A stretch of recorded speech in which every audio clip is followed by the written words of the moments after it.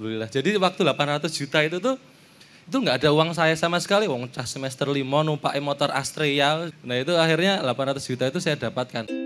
Oh, oh, oh, oh, oh.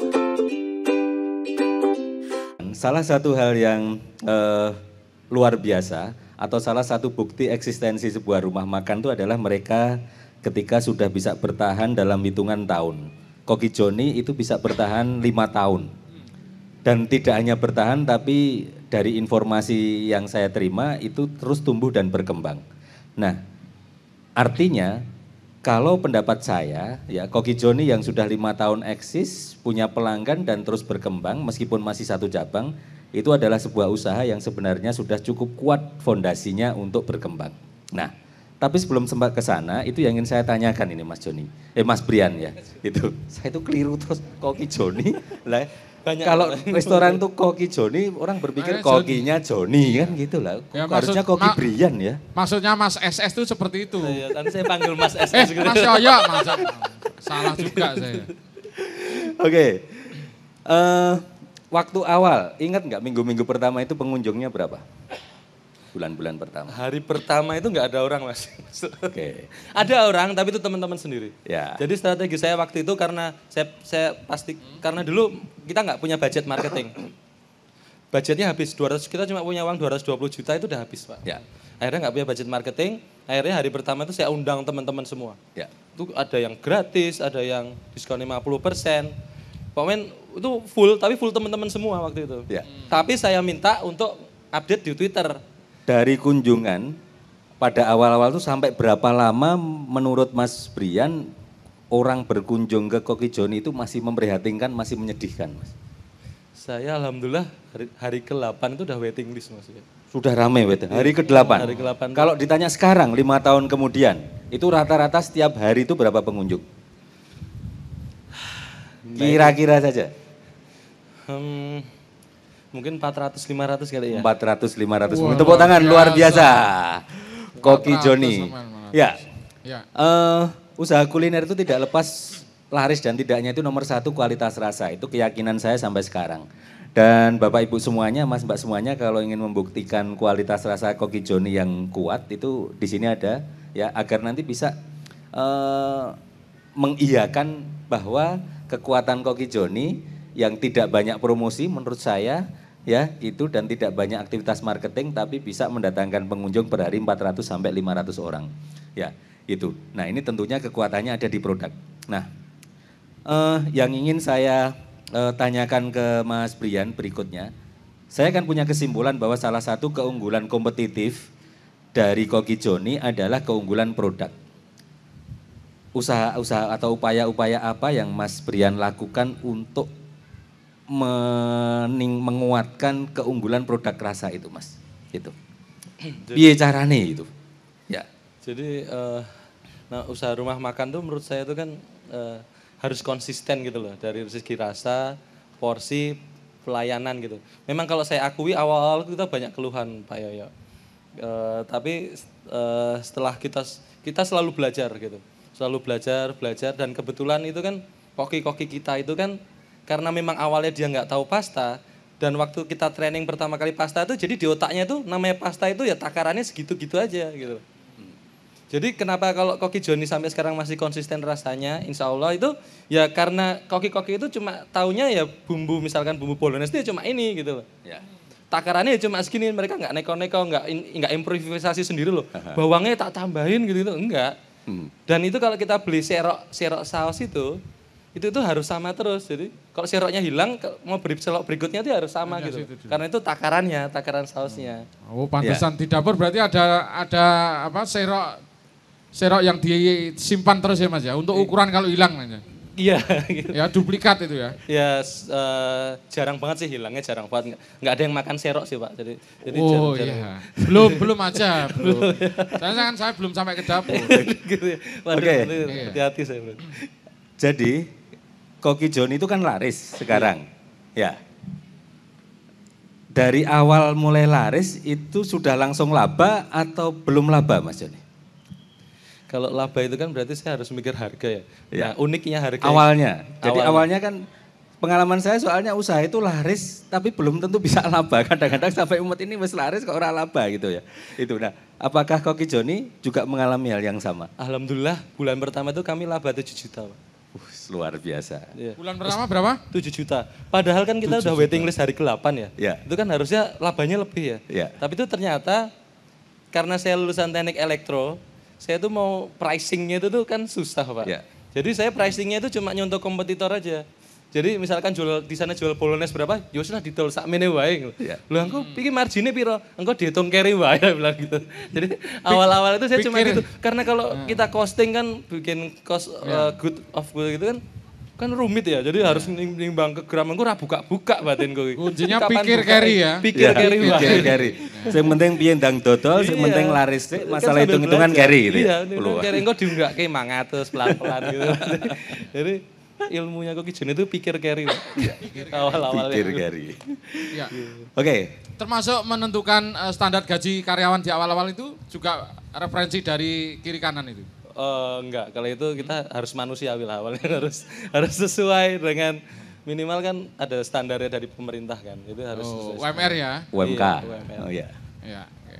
Terus setelah 5 tahun Koki Joni eksis dan terus berkembang, itu menurut Mas Brian itu keunggulan-keunggulan apa sih yang dimiliki Koki Joni atau kekuatan-kekuatan apa yang dimiliki Koki Joni sehingga tetap bisa memiliki daya tarik yang kuat terhadap para pelanggannya? 1, 2, 3 gitu yang berani diklaim apa?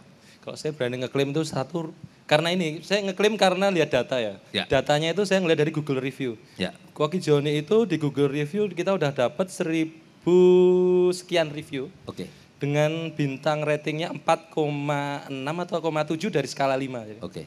Dari semua itu mayoritas satu rasa, Pak, jelas. 1, berarti Rasa. keunggulannya, kekuatannya, kualitas rasa. Rasa. 2, Dua, di awal-awal dulu ya ini. Ya. Awal-awal dulu keunggulan kita adalah Johnny Depp kita, waitress kita, itu tuh sangat ramah. Sampai sekarang pun juga alhamdulillah ramah-ramah.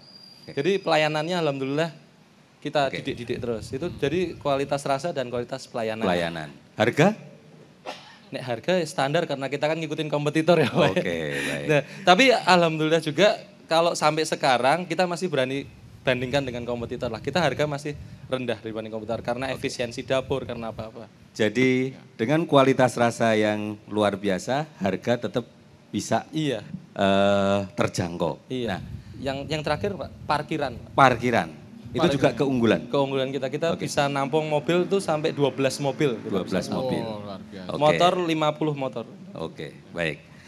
Nah, pertanyaan saya, bagaimana Mas Brian itu merawat keunggulan yang pertama?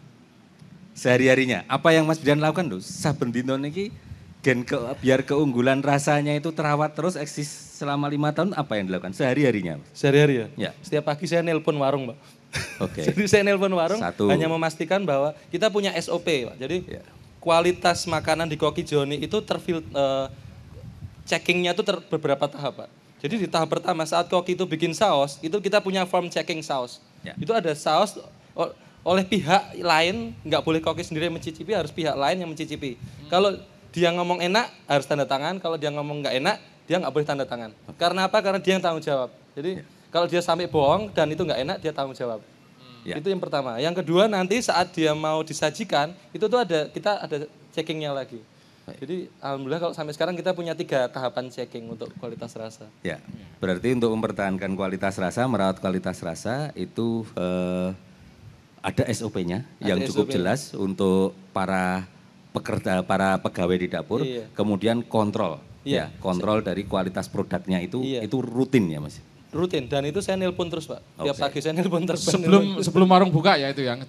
Iya, Dicek jelas. ya? Waktu prepare. Jadi jam 9 pagi itu, jam 10-an tuh saya udah bisa nelpon. Gimana? Checking. Udah Mas, udah checking. Lalu mereka biasanya kalau SOP-nya itu kan ngisi form di foto dikirim ke grup manajemen. Ya. Lanjut pertanyaan saya. Tadi di awal sudah saya singgung, 5 tahun Koki Joni eksis. Dan tumbuh dan berkembang dan buktinya laris. Ya. Tapi kenapa belum buka cabang Mas? Sudah Mas, 1 April kemarin baru berani buka cabang. Ya, baru 1 dalam 5 tahun baru buka cabang 1 Bang Tibio. Ini menurut saya ada yang aneh gitu loh. Cuman saya tidak tahu kira-kira latar belakangnya apa. Atau ada cerita apa sehingga tidak buka cabang selama 5 tahun. Bukannya sombong, bukannya apa Pak. Jadi ya memang karena menurut saya itu keunggulannya Koki John itu kan ada di rasa. Ya. Jadi selama SOP untuk mempertahankan rasanya, mempertahankan kualitas pelayanannya itu masih tidak baik, manajemen organisasinya tidak baik, saya mau pending dulu pokoknya. Tahun kedua tuh kita udah ditawarin buka cabang di Batam, Pekanbaru dan Surabaya. Makassar juga ada, Makassar itu di tahun kedua.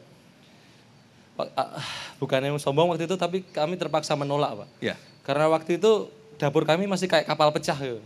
Istilahnya. Okay. Jadi semua itu karena ya SOP-nya masih berubah-berubah terus. Kita masih belajar terus, bikin SOP baru. Nah, di tahun kelima ini kami rasa SOP kami sudah cukup dewasa, kontrolnya sudah cukup jelas, akhirnya kami baru buka itu.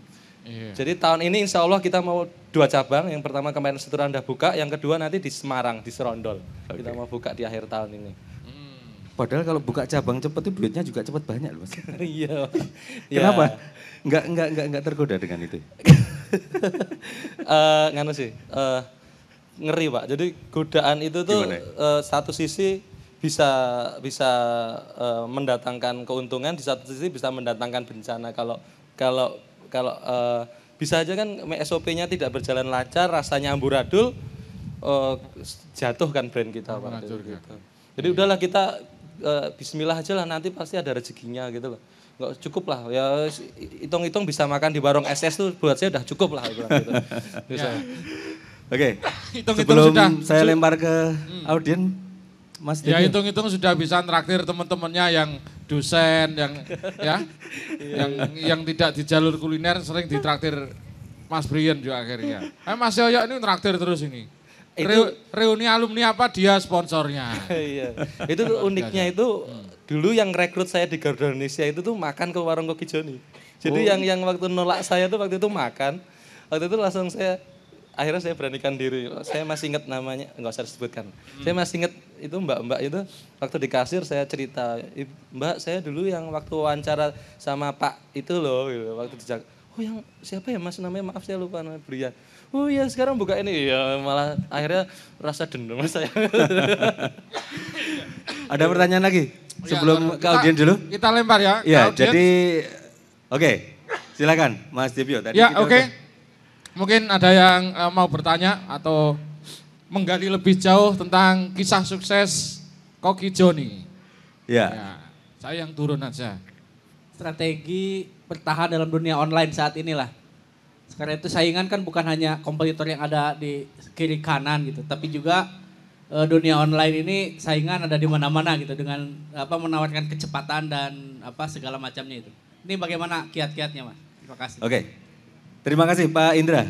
Silakan langsung dijawab Mas Brian. Kalau online itu jujur aja malah Koki Joni ini dari Instagramnya itu malah nggak begitu followernya nggak begitu banyak lah. Jadi karena ya yang pasti kalau ada keluhan langsung kita jawab. Itu kalau di sisi online itu kan respon time-nya yang penting ya. Jadi kalau ada keluhan kita jawab, kita kasih solusi gitu-gitu. Itu sih jadi malah kalau jujur aja Koki John ini malah marketingnya malah dari mulut ke mulut sebenarnya Pak. Jadi malah jarang sekali kita kemarin strategi terakhir itu kita promote di kayak akun-akun Instagram kuliner kayak kuliner Jogja, cerita makan. Itu tuh luar biasa efeknya Pak ternyata. Yeah. Jadi kita posting di mereka itu kan grup ya. Jadi ada paketan itu tuh nggak usah hitungan 2 hari lah. Itu tuh langsung waiting list tuh insya Allah dapet lah. Kalau posting ke mereka itu. Yeah. Jadi strateginya cuma kami ikut itu sih. Jadi kami nggak punya pengelola online sendiri, nggak punya. Semua akun Instagram, akun Twitter, akun Facebook ya Koki Joni, nomor teleponnya Koki Joni itu saya yang pegang sendiri. Ya. Karena saya niru Pak Yoyo. Jadi kalau Pak Yoyo itu ada SMS keluhan itu nomornya Pak Yoyo sendiri, ini keluhan Instagram itu lewat saya sendiri Pak. Luar biasa. Gitu, Mas Indra ya. Perkenalkan, nama saya Desi Priharyana atau sebutannya Desi Slondok. Sementara kan saya masih jualan selondok ini. Yang saya tanyakan gimana kiatnya mulai usaha yang anak-anak sekolah tuh yang saya sayangkan kalau pulang sekolah itu kadang tidak ada kegiatan ya. Gimana untuk cara mengajak, memotivasi agar anak-anak muda punya karya-karya yang bisa dibanggakan. Karena saya melihat kalau pulang sekolah tuh nganggur tuh ya saya sendiri juga rasa sedih gitu loh. Nah, saya sendiri mencoba saya jualan sejak kelas 3 SD, mulai dari roti, melihara bebek, terus melihara ayam itu sampai saat lebaran panen. Nah, itu gimana untuk yang pemula dan satu lagi cara memperkenalkan branding kita gitu kepada masyarakat. Karena walaupun belum online, ada rumah makan yang tidak online pun brandingnya sudah luar biasa. Gitu gimana? Jadi pertanyaan pertama adalah bagaimana memotivasi anak-anak muda agar mau berwirausaha. Yang kedua, bagaimana caranya memperkenalkan produk kita ke masyarakat. Ya, branding itu. Branding. Silakan, langsung dijawab dari pengalamannya Koki Joni. Saya cerita ya. Jadi namanya usaha kuliner itu kan kayak roller coaster ya. Jadi dia kadang di atas, kadang di bawah, kadang di atas. Dulu keyakinan saya buka usaha warung makan itu salah satunya karena lingkungan saya. Lingkungan saya itu dulu komunitas-komunitas kayak tangan di atas gitu. Kayak Jogja Berdagangnya, ini ada ketuanya Mas Auf gitu. Lalu lingkungan-lingkungan itu tuh yang memotivasi saya untuk mau berani buka usaha gitu. Termasuk ide itu tidak bisa muncul instan Pak menurut saya. Ide itu muncul karena perjalanan hidup. Perjalanan hidup itu karena berteman, karena apa? Itu kenapa saya sekolah banyak-banyak itu salah satunya karena saya ingin mendapatkan pengalaman-pengalaman itu. Jadi kalau ingin memotivasi ya motivasilah mereka untuk mengikuti banyak-banyak komunitas sih menurut saya. Ikutlah banyak-banyak komunitas. Walaupun kadang-kadang di komunitas itu mungkin kita kenal teman A ini kenal sekarang, mungkin tidak bermanfaat buat kita sekarang, tapi someday itu mungkin kita akan bisa berpartner sama Mas A ini misalnya. Pertanyaan yang kedua. Pertanyaan kedua tadi. Bagaimana memperkenalkan produk, mempercepat produk kita itu tersebar. Kalau keyakinan saya, keyakinan Koki Joni ini, marketing itu akan sia-sia kalau rasa itu tidak dijaga. Ya. Jadi mau budgeting marketingnya 1M pun, kalau rasanya amburadul itu menurut saya sia-sia. Itu banyak contohnya gitu loh. Saya nggak usah sebutkan namanya. Makanya dari itu sejak awal Koki Joni, ya ini ngeles juga karena kita nggak punya budget marketing. Ya. Jadi memang karena keyakinan kita rasa itu akan menjadi marketing kita sendiri gitu loh. Bahkan kita pernah di Instagram itu, kita di DM sama, bukan Lambe Turah, kita di DM sama customer, itu tuh gini, dia nge-DM, Kak ini saya mau komplain dong, ini porsinya kok sekarang lebih sedikit ya gitu. Kan saya kaget, langsung saya cek tanya ini makannya kapan bla bla bla, saya cek ke Koki evaluasi, oh ternyata timbangannya ada yang geser sedikit. Oke, langsung saya minta maaf bla bla bla. Jawabannya dia apa? Oh enggak apa-apa kok Kak, semangat terus ya Kak. Langsung saya itu kayak malah dapat dukungan loh. Ini tuh jadi kayak, ini jangan-jangan ini brand advokat saya, ini pendukung-pendukung Koki Joni gitu loh. Itu jadi marketing saya itu adalah rasa, adalah pelayanan gitu-gitu. Jadi saran saya kalau memang mau warung makan ya ditonjolkan rasanya dulu, baru mau mikirkan marketingnya dulu. Oke, berarti marketing sehebat apapun kalau tidak didukung dengan kekuatan keunggulan produk, nonsen ya Mas ya. Menurut saya tapi ya, maaf ketika produk itu sudah kuat, maka produk itu adalah sistem marketing yang paling kuat. Ya, produk itu sendiri akan memarketingkan diri sendiri kalau produk itu kuat. Gitu. Itu kurang lebih jawabannya. Iya. Puas ya? Sudah puas? Ditanya Mas, puas belum Mas Ebi? Sudah puas? Iya. Udah. Kamu sehari omsetnya berapa selondoknya? Ya lumayan, baru 300.000. 300.000 ya? Oh, itu durasi berapa lama itu jualan selondok? 3 jam. 3 jam 300.000. Luar biasa. biasa. Berarti nek jualan 24 jam sehari. Iya, lo enggak sekolah nanti. Ini kan masih sekolah. Iya. Loh, dia sekolah sambil jualan neng kelas. Ya, Wah, pernah. betul. Ini kalau cerita pengalaman saya tuh sejak SD sudah jualan roti, awalnya itu roti di bawah. Dulu pun enggak punya sepeda, cuma nyangking bawa 50 bungkus roti ke sekolah. Dulu harganya masih Rp500. Itu saya jual di sekolah harga 500 lah. Untungnya kan Rp50. Gitu. Nah, terus saya jual lateni, alhamdulillah kok saya rasakan wah iki kok koyoke aku dodol terus iki kok koyoke untung iki lumayan ya. Mendingan aku tak dodol. Ternyata saya tanya riwayat orang tua tuh suka jualan di pasar karena dulu ibu saya meninggal tahun 2000. Jadi sejak usia 3 tahun saya sudah mulai berjualan. Raketang dono sithik-sithik mbok ra entuk duit tapi saya penting kan happy dulu. Ya, luar biasa, tepuk tangan. Mas mungkin selondoknya bisa belajar sama Mas Joni, selondok berpasta, nanti selondok bolognese gitu. Mas ada produk baru. Iya. Selondok nggak boleh bersentuhan dengan benda cair, melempem ya. Oh iya, iya. Oh, pendamping ya? Oh, kamu cari pendamping juga ternyata. Iya. Ada lagi Mas Devia? Ada silakan. lagi? Saya Ibu Tri Apri, maaf saya nanyanya dari dalam ya Mas ya. Kena kipas. Pertanyaan saya yang pertama itu tadi kan jenengan ini buka ini ya football ya. Terus dengan futsal. modal yang begitu futsal. Nah, dengan modal yang begitu banyak 850.000 dan jenengan apa itu minta ini apa berkoneksi dengan orang-orang entah kontraktor entah apa tadi itu. Nah itu caranya bagaimana dengan usia yang muda mereka percaya gitu loh sama jenengan ngasih bantuan ngasih mereka berinvestor sama jenengan. Nah terus juga itu jenengan mendirikan Koki Joni itu dengan juga modal yang saya rasa yang orang-orang kecil cukup banyak. Nah itu modalnya jenengan dari mana Mas? Dan sementara kalau orang-orang kecil yang pengen berusaha seperti Anda, apakah harus pinjam atau dari mana? Mungkin kalau jenengan dilahirkan dari orang yang bapak ibunya udah kaya atau di mana. Terus yang ketiga itu orang tuanya bagaimana Mas? Apakah memang mendukung Mas Brian untuk mendirikan warung ini?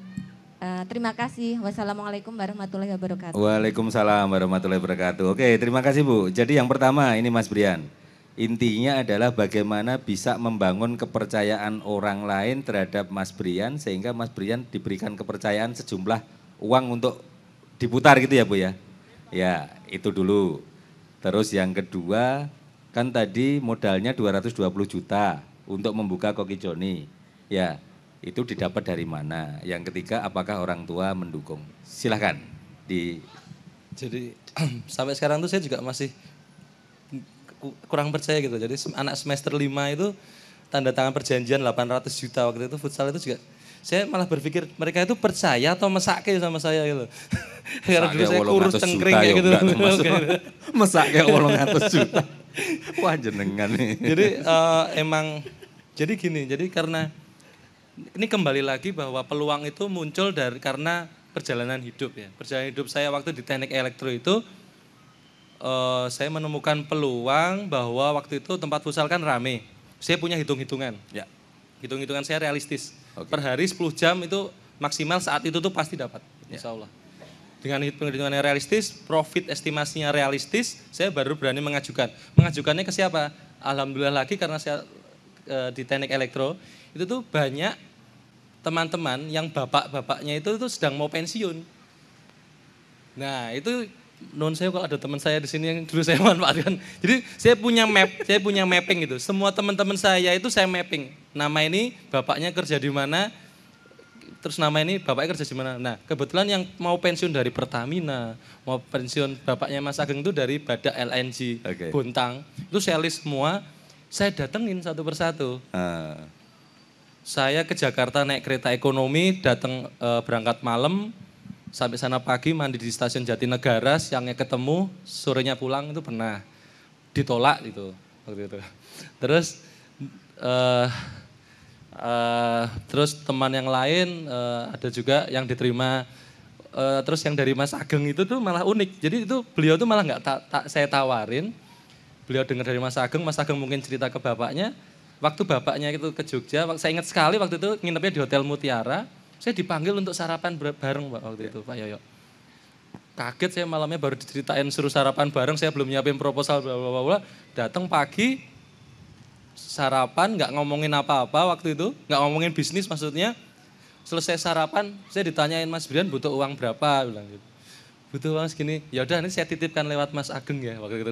Wah itu alhamdulillah. Jadi waktu 800 juta itu tuh, itu nggak ada uang saya sama sekali. Wong cah semester 5 numpak motor Astrea, masih ada yang generasi zaman dulu nggak tahu motor Astrea itu. Yeah. Itu motor Astrea kemana-mana pakai tas gunung gitu, waktu itu letek ngecah teknik elektro itu kan rupa-rupanya non sewuan letek-letek kakean praktikum. Nah itu. Nah itu akhirnya 800 juta itu saya dapatkan. Nah waktu tanda tangan itu pun saya nggak tahu. Maksudnya nggak ada rasa ketakutan dari saya itu nggak ada. Gitu loh. Ya tanda tangan aja. Bahkan itu tuh kita sempat rugi beberapa kali karena kita pindah-pindah lokasi. Lokasi terban yang di Pak Koki Joni sekarang itu adalah lokasi pertamanya Juragan Futsal dulu. Jadi Juragan Futsal dulu itu tuh lokasi pertamanya di Terban itu.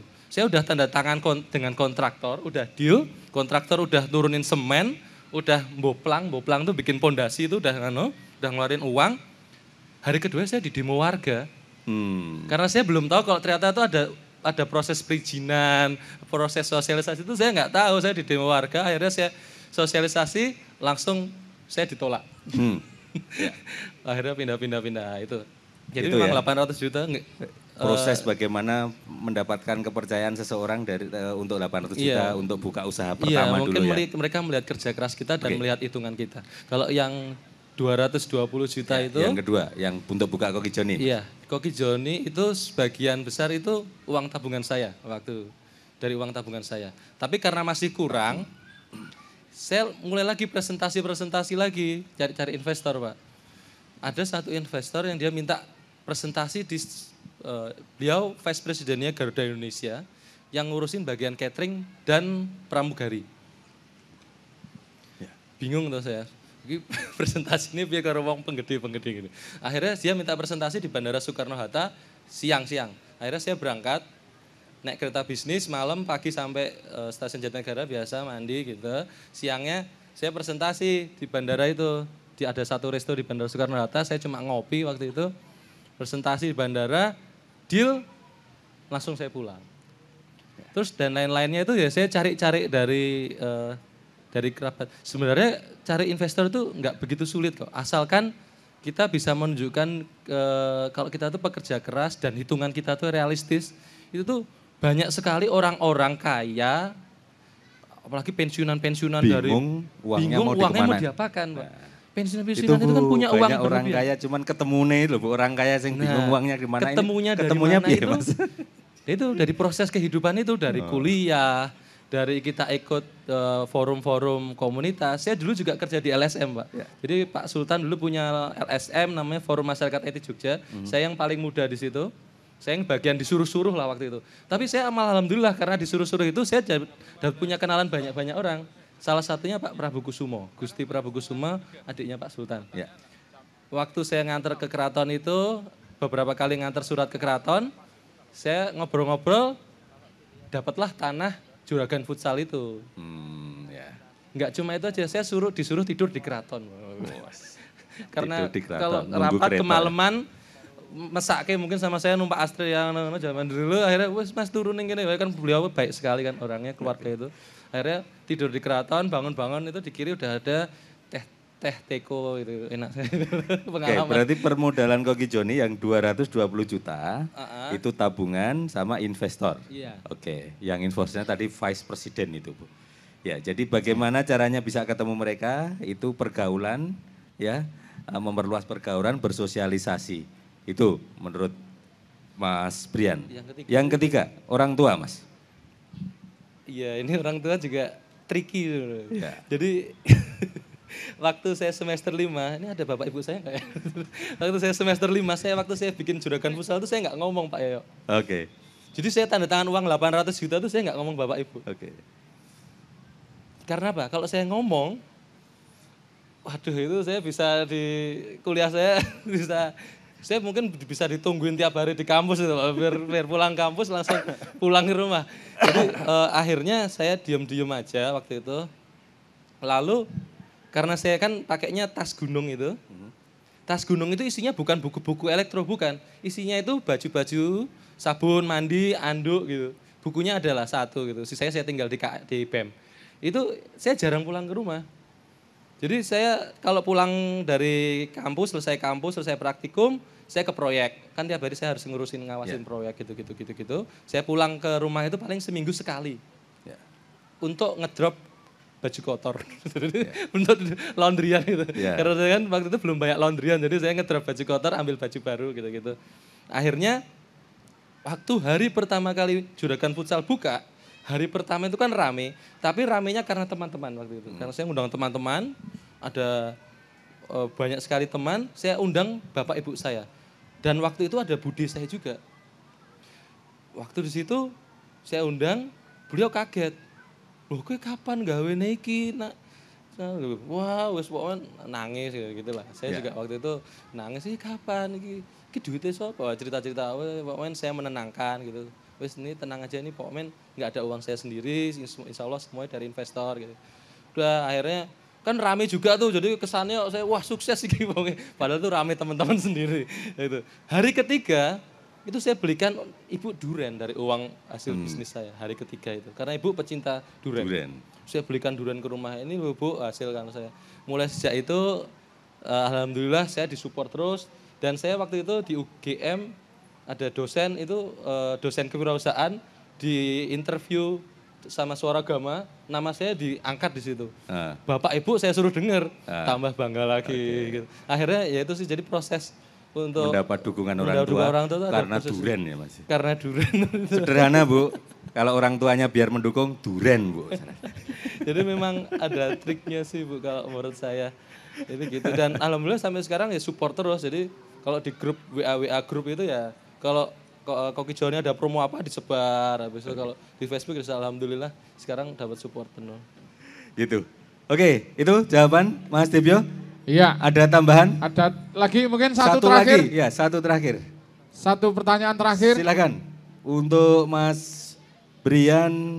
Mana? Dari Koki Joni. Barangkali ada? Tidak ada? Kalau tidak ada Bang Debyo aja. Ya, ini ada satu ini. Ya, silakan. Sebutkan namanya Pak ya. Selamat siang Mas Brian. Ya. Saya Sania dari Jogja. Saya ingin bertanya, Koki Joni kan jualan pasta ya Mas ya. Padahal di Jogja kan maksudnya banyak kompetitor gitu. Maksudnya kiat-kiat Koki Joni itu buat berkompetisi dengan kompetitor-kompetitor itu tuh gimana? Makasih. Oke, bagaimana Koki Joni menghadapi kompetisi? Dari Mbak Sania ya. Oke, silakan. Kembali lagi, saya selalu rasa kalau mau ditanya apa kompetisinya gimana, saya selalu rasa, konsistensi rasa. Mau gimana pun kita mau kompetisi kuliner itu kompetisi rasa. Rasa saya, kalau mau makan bener-bener pasta Itali, itu tuh malah bukan di Koki Joni menurut saya. Karena apa? Koki Joni itu ada adaptasinya sedikit dengan lidah Indonesia. Gitu. Kalau mau bener-bener ngerasain Koki Joni itu dia lebih gurih. Kalau luar itu kan dia agak lebih, apa ya, kurang garam, kurang lada lah kalau orang luar negeri itu ya. Kita lebih berani di bumbu, kita lebih berani bahan kualitas itu nomor satu. Kita bulan lalu, saya sudah cerita juga beberapa bulan lalu itu bahan utama kami itu naik 30%. Saya bilang ke supplier, iki udah munggah, iki gendi rego Mas, tak ono oke. 30% buat usaha kuliner itu kan luar biasa. Ya. Akhirnya kita siasati kompetitor sudah ada beberapa yang dia mengganti bahan baku, kami enggak, kita tetap pakai bahan baku ini kita akali dengan efektivitas di supply chain sama di operasional, saya bilang gitu. Akhirnya itu kita ketat sekali di dapurnya. Alhamdulillah margin masih terjaga. Jadi kompetisinya kami masih dirasa Mbak, masih dirasa dan di pelayanan. Jadi rahasianya untuk bisa tetap laris, memimpin pasar di dunia perpastaan di Jogja adalah kekuatannya di kualitas produk. Dan tadi secara tersirat Mas Brian juga menyampaikan bahwa salah satu strategi rahasia untuk mempertahankan, menguatkan kualitas produk adalah di bahan baku. Ya, sama dengan kami juga bahwa salah satu kunci bagaimana kualitas rasa itu hebat, kuat adalah di kekuatan bahan baku. Sampai tadi disampaikan ketika bahan baku ganti harga, kompetitor sudah ganti bahan baku, Koki Joni tetap konsisten dengan harga itu meskipun beresiko terhadap hitung-hitungan margin. Itu. Tapi bahwa kualitas produk segala-galanya dalam sebuah usaha boga itu saya pun sepakat dengan Koki Joni. Gitu. Iya, bahan bakunya ya kuncinya ya. Ya, salah satu kuncinya Bang Diep, bahan baku. Meskipun secara hitungan, oh bahan baku yang ini selisihnya banyak, itu enggak masalah. Kayak Mas Yoyo dulu pernah cerita, itu untuk sambal itu bawangnya aja milih-milih bener. Iya, bener Mas Yoyo ya? Betul. Nah, Lah saiki kenapa kalau kita itu menurunkan bahan baku, itu kan ngoyaknya di laba kan, Pak? Kita turunkan bahan baku agar labanya tinggi. Sudah diturunkan, harapannya labanya tinggi, dadi rapayu mergo ra enak terus arep laba saka ngendi? Iya kan? Bahkan Itu. dulu Koki Joni digoda. Ya. Mashed potato-nya Koki Joni itu kalau pernah makan, ada yang pernah makan di Koki Joni, mashed potato dulu awal itu digoda kita dengan mashed potato bubuk. Oke. Jadi mashed potato bubuk itu gampang banget. Itu bubuk dikasih air, diudek-udek itu wis dadi mashed potato. Tapi kami enggak, kami itu cost-nya sangat rendah. Tapi kami tetap kentang itu harus fresh dari Wonosobo. Kentang itu harus fresh dari Dieng. Ya. Walaupun itu kita marginnya lebih kecil, tapi itu keunggulan kita juga. Makanya sampai sekarang mashed potato kita itu tiap hari selalu kehabisan terus. Jadi udah nambah berapa habis, nambah berapa habis. Sampai sekarang nambah-nambah itu terus. Itu, Bang. ya. Koboi cengeng itu makanya. Jangan hanya mengejar laba ya, tapi pertahankan rasa. Nah, itu. Kalau mengejar jodoh boleh. Ya. Iya. Rahasia, Bang Dipyo ini meskipun dia itu seorang entertain yang sudah menasional, tapi tidak kalah. Dia juga buka rumah makan namanya Koboi Cengeng. Ya, belum ada di stand ini. Lah, belum ada. Belum ada. Eh, Belum unik. ada. Ya. Maka Koboi Cengeng itu pakai bahan baku yang kualitasnya baik. Kualitas bagus dan berguru pada Mas Yoyo. Ya. Mas Ini SS. masalah investor tadi. Iya. Pertanggungjawabannya seperti apa? Mungkin untuk pemula-pemula, wah nanti pertanggungjawabannya gimana ini bisa malah berada di balik jeruji kalau nggak bisa Jadi balik. milih investor itu juga tricky sebenarnya. Investor tuh kayak istri kedua kita gitu. Itu dia pasti akan mendampingi kita terus kalau ada apa-apa komplain. Nah itu makanya saya selalu pilih investor. Di awal saya janji selalu saya bilang, non sewu Bapak Ibu pasif saja. Ini hitungan saya akan insya Allah selalu kerja keras untuk mencapai target hitungan saya. Gitu. Itu setiap bulan saya selalu kasih progress reportnya terus, keuangannya terus. Alhamdulillah Koki Joni itu balik modal 1 tahun 4 bulan. Nah, 1 tahun 4 bulan tuh kita udah bisa balikan modal. Jadi ya investor sampai sekarang ya tenang-tenang saja. Jadi sudah aman-aman saja. Sudah aman ya. tuh. Nah. Jadi laporan rutin tiap Iya. bulan, transparan. Kalau ada, Iya. nah tapi 1/4 bulan, wis 1/4, 1,5 1 tahun, 4 tahun, bulan. terus sudah balik DP. modal, ya seneng investor. Ya. Iya. Sing 5 tahun tak balik-balik itu mesti metu siungnya investor. Iya. Oke, Ya sudah cukup. sudah cukup ya. Ya cukup dan untuk sebagai ungkapan cinta kepada Mas Brian dengan Koki Joninya ada persembahan ini dari panitia. Ada jendela Kenang-kenangan, mata. tanda mata. Tanda mata. Atau sambil menunggu persiapan ada closing statement dari Mas Joni sambil Iya. menunggu Ya, apa? Ya sebelum pertama-tama saya ingin mengucapkan terima kasih baik buat Mas Yoyo, Mas Dipyo sudah diundang menjadi pembicara di sini. Saya itu paling suka untuk sharing-sharing Mas, karena pengalaman saya ini kalau nggak di-sharing itu jadi kayak nggak bermanfaat buat saya. Terus terima kasih juga Mas Yoyo udah mengadakan acara Pasar Raya Boga yang luar biasa ramenya ini Mas Yoyo. Mungkin bisa kita kasih tepuk tangan untuk Pak Yoyo yang mengadakan Pasar Raya Boga Oke, ini. tepuk tangan juga untuk Mas Brian. Ayo. Ini terus booth ini dikasih ke kita gratis loh. Oh ini Pak Yoyo ini luar biasa sekali. Itu jadi ini luar biasa. Terus ya yang ketiga mungkin Buat teman-teman. Iya buat Ya. teman-teman. Pokoknya namanya wirausaha itu kayak roller coaster. Jadi putuslah urat pesimis Anda. Putuslah urat putus asa Anda gitu. Dan bersabarlah gitu. Kalau saya pikir Koki Joni itu awal-awal itu omsetnya ya nggak payu, terus 80.000, kebanjiran tutup, gitu-gitu tuh biasa gitu loh. Kita tuh waiting list hari ke-8, tapi itu nggak selalu langsung rame terus. Kita sempat juga turun, itu ya biasa aja, kita belajar lagi kita tuh kurang apa sih, gitu-gitu. Langsung kita belajar, ya intinya kita sabar, nggak usah putus asa cepet-cepet gitu loh. Ya. Kalau buat saya itu, putuslah urat pesimis dan putuslah urat putus asa Anda. Ya, Saya istimewa. Ini adalah salah satu sosok yang saya temukan yang menurut saya banyak keistimewaan, sosok yang memiliki banyak potensi, ya, tapi tetap konsisten dan istiqomah dengan semangat di awalnya dan juga tetap istiqomah dalam membangun usahanya, bahwa kekuatan-kekuatan inti usaha tetap dia rawat tanpa mudah tergoda dengan angka-angka yang sifatnya instan, yang mana itu akan terus memperkuat dan memperkokoh Koki Joni sebagai sebuah usaha rumah makan. Tepuk tangan yang meriah untuk Mas Brian.